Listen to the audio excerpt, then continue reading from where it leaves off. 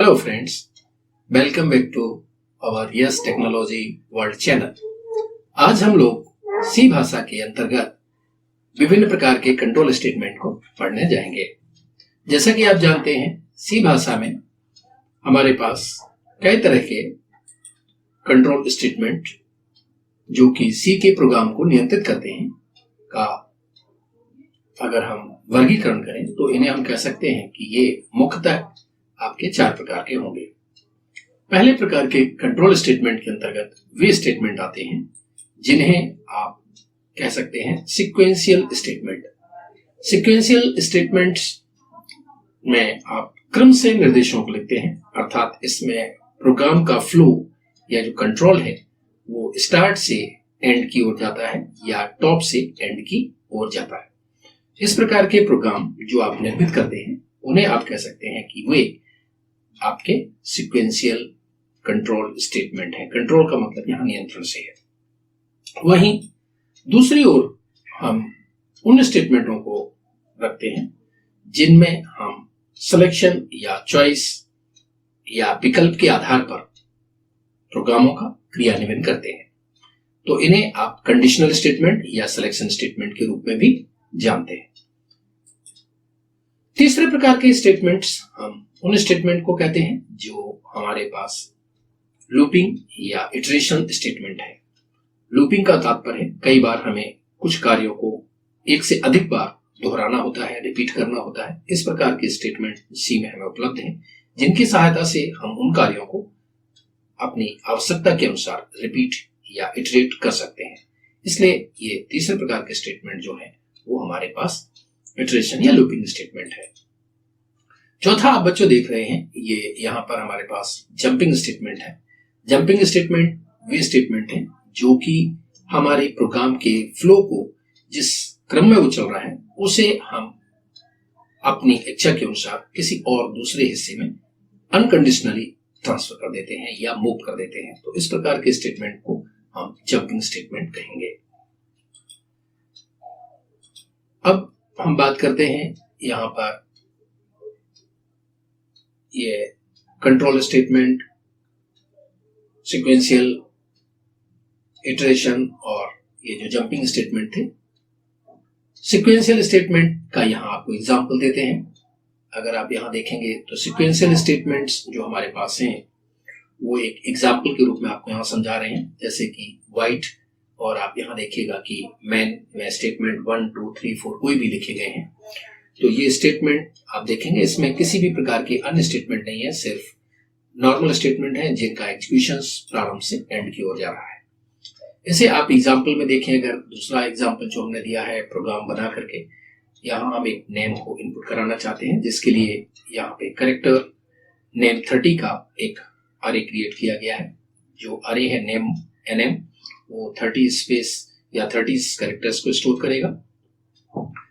Print hello statement हमने लिखा, print F what is your name, ये स्टेटमेंट में हमने पूछा कि आपका नाम क्या है, जिसे आप स्कैन एफ के द्वारा कीबोर्ड से जो वैल्यू देंगे वो एनएम नाम के वेरिएबल में स्टोर हो जाएगा, तो इसलिए स्कैन एफ का प्रयोग किया गया। इसके पश्चात यहाँ पर प्रिंट एफ स्टेटमेंट के माध्यम से हम इस नाम को आपको you're most welcome dear percentage and NM print कर रहे हैं।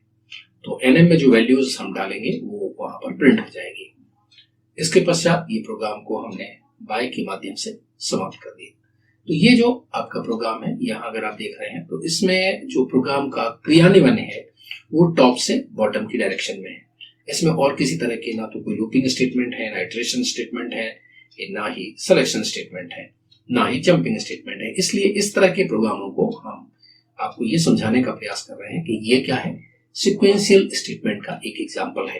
तो ऐसे जो भी प्रोग्राम जो सीधे जिनका स्टार्ट टॉप से बॉटम की डायरेक्शन में होगा उनको आप कह सकते हो कि वो सभी प्रोग्राम आपके सीक्वेंशियल स्टेटमेंट होंगे। कंट्रोल स्टेटमेंट में ही अब हम दूसरे तरह के सिलेक्शन स्टेटमेंट की अगर बात करें तो सिलेक्शन या कंडीशनल स्टेटमेंट मुख्यतः 4 प्रकार के भागों में हम बांट सकते हैं। पहला हमारे पास होता है इफ स्टेटमेंट। इफ स्टेटमेंट में हम सिर्फ एक ही कंडीशन लेते हैं, यदि इफ के अंतर्गत कंडीशन ट्रू है तो उसको जो हम कार्य कराना चाहते हैं वो करते हैं। दूसरा प्रकार का स्टेटमेंट है if and ills. If ills statement का हमें तब प्रयोग करना होता है जब हमारे पास दोनों हम चाहते हैं कि यदि कंडीशन ट्रू हो तो ये कार्य करेंगे, कंडीशन ट्रू ना हो तो हम इल्स हिस्से में लिखे हुए भाग को एग्जीक्यूट करेंगे। तो अर्थात हमारे पास दूसरे प्रकार का स्टेटमेंट है इफ इल्स। नेक्स्ट वन है हमारे पास नेस्टेड इफ इल्स। कई बार होता है कि हम उनके अंदर भी कंडीशंस एक कंडीशन पे नहीं होते हैं, उनके अंदर भी दूसरी कंडीशन की, अगर पहली कंडीशन क्रॉस करोगे या आप जो है सेटिस्फाइड करते हैं तो फिर दूसरी कंडीशन चेक करेंगे, दूसरी कंडीशन सेटिस्फाइड करते हो तो फिर तीसरी कंडीशन होगी। अगर आपने पहली ही कंडीशन पास नहीं की तो इल्स में जा रहे हैं, इल्स के अंदर भी हम फिर कुछ और जो भी कंडीशन लिख सकते हैं। तो इस प्रकार से nested if ills. Nested if ills का मतलब है किसी कंडीशन दोनों हिस्से हैं जो इफ इल्स हैं, इफ इल्स के अंदर भी हम फिर से इफ इल्स का प्रयोग कर सकते हैं। तो इस प्रकार के जब हमें जरूरत होती है तो उसे हम बोलते हैं नेस्टेड इफ इल्स। इनके हम एक्सप्लेनेशन आगे देखेंगे, अभी आपको सिर्फ मैं ये इनके प्रकार बता रहा हूं। चौथा है इफ इल्स इफ।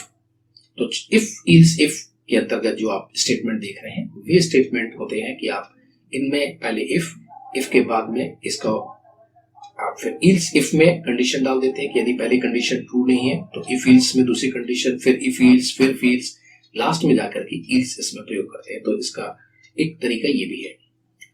अगला जो हमारे पास है वो है स्विच एंड केस स्टेटमेंट। ये हमें स्विच एंड केस स्टेटमेंट जो इफ इल्स का प्रयोग नहीं करना चाहते वे स्विच और केस स्टेटमेंट का उपयोग करके भी प्रोग्रामों को निर्मित कर सकते हैं। तो आपके पास एक तरह से मेनली अगर हम कहें कि दो तरह के स्टेटमेंट हैं, एक तो इफ इल्स, एक हमारे पास होता है स्विच एंड केस, जिनसे हम कंडीशंस को, सिलेक्शन को अपने आवश्यकता के अनुसार प्रोग्राम में प्रयोग करके अपने आउटपुट को प्राप्त कर सकते हैं। अब आते हैं हम यहाँ पर लूपिंग स्टेटमेंट की अगर बात करें तो सी भाषा में इटरेशन या लूपिंग स्टेटमेंट्स को हम कह सकते हैं कि ये मुख्यतः तीन प्रकार के होते हैं। जो पहला प्रकार के लूपिंग स्टेटमेंट है वो हमारे पास होता है फॉर लूप। फॉर लूप में हम पहले से प्रीडिटरमाइंड हमारे पास होता है कि हमें किसी कार्य को कितने बार रिपीट करना है। मीन्स यहाँ पर न्यूमेरिकल वैल्यूज के रूप में हम इनिशियल वैल्यूज, कंडीशन और उस प्रोग्राम का जो इंक्रीमेंट या डिक्रीमेंट वैल्यूज है उसे जो भी हम लिखा करते हैं। तो फॉर लूप में हम जब पहले से हमें मालूम हो कि हम इस प्रोग्राम को या इन सेट ऑफ स्टेटमेंट को 10 टाइम, 100 टाइम या 20 टाइम्स रन करना चाहते हैं तो उनकी इनिशियल, कंडीशन और उसकी वैल्यूज में, उस वेरिएबल में, इंक्रीमेंटेड वेरिएबल में इंक्रीमेंट या डिक्रीमेंट देते हैं और वो कार्य जो हम फॉर लूप की बॉडी में लिखेंगे वो उतने बार रिपीट होगा। दूसरे पास हमारे पास स्टेटमेंट होता है व्हाइल लूप। व्हाइल लूप का हम प्रयोग न्यूमेरिकल रूप में भी कर सकते हैं या किसी मान के जब तक वो कंडीशन ट्रू होती है तब तक वो कार्य रिपीट होता है। तो व्हाइल हमारे पास दूसरे तरह का है लूप जो हमें सी में प्रदान है, हम व्हाइल लूप का उपयोग करके भी उपयोग ये कर सकते हैं। तीसरे पास आपके पास होता है डू व्हाइल लूप। व्हाइल और डू व्हाइल लूप में यहाँ पर हमारे पास डू व्हाइल लूप में हम ये हमें इंश्योर करता है कि एटलीस्ट हमारी कंडीशन कुछ भी हो, ट्रू हो या फॉल्स हो, अगर कंडीशन फॉल्स भी है तो हम उन स्टेटमेंट को एटलीस्ट 1 टाइम यहाँ पर रन कर सकते हैं। जबकि व्हाइल में पहले कंडीशन हम चेक कर रहे हैं, फिर हम उसके बाद जो है उसके अंदर लिखे हुए निर्देशों को ही रन कर सकते हैं।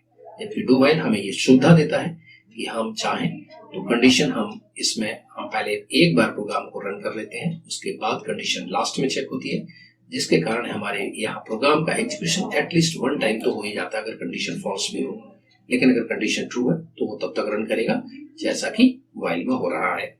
तो ये आपके यहाँ पर प्रोग्राम्स के कुछ रिपीटिशंस के या इटरेशन के लिए ये कमांड है। अगले हमारे पास सी में जो कुछ स्टेटमेंट हैं वो है आपके जो चौथे प्रकार के आते हैं वो आपके जंपिंग स्टेटमेंट है। जंपिंग स्टेटमेंट के अंतर्गत आप कह सकते हैं हमें 5 जो भी है जंपिंग स्टेटमेंट के लिए स्टेटमेंट का उपयोग कर सकते हैं। पहला है हमारे पास ब्रेक स्टेटमेंट। ब्रेक स्टेटमेंट हमारे प्रोग्राम में जब हम रन करते हैं, यदि हमारा किसी प्रोग्राम को हम बीच में ही ब्रेक करना चाहते हैं, स्टॉप करना चाहते हैं, तो ब्रेक कमांड का उपयोग करके उस प्रोग्राम को हम उससे बाहर निकल सकते हैं। तो ब्रेक स्टेटमेंट का प्रयोग करेंगे। कंटिन्यू।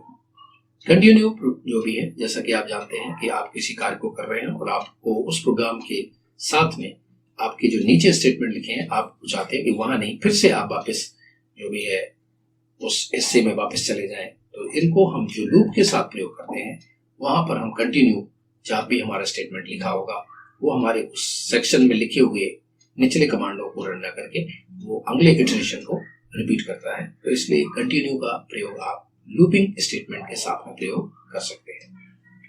गो टू स्टेटमेंट मूलतः अगर आप देखेंगे तो कई लोग इसे जंपिंग स्टेटमेंट के रूप में गो टू स्टेटमेंट को ही लिखते हैं। गो टू एक अनकंडीशनल जंप स्टेटमेंट है।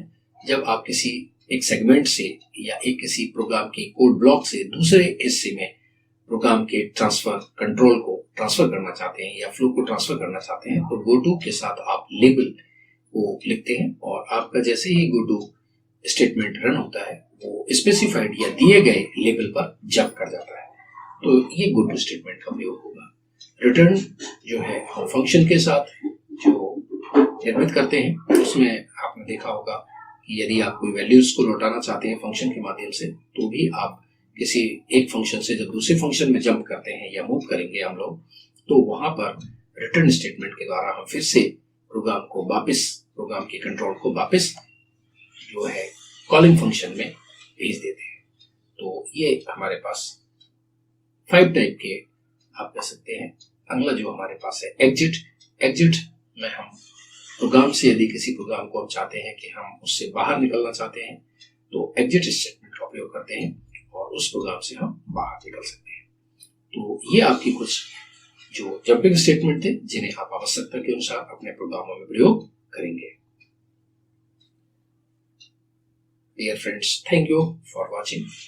आगे हम नेक्स्ट वीडियो में आपसे पुनः मिलेंगे और जिसमें हम सिलेक्शन स्टेटमेंट के बारे में चर्चा करेंगे। उम्मीद करता हूं आपको ये प्रोग्राम पसंद आए होंगे और आप इन्हें लाइक कीजिए, शेयर कीजिए और ज़्यादा से ज़्यादा जो है अपने फ्रेंड्स के बीच इसे शेयर कर सकते हैं। Thank you.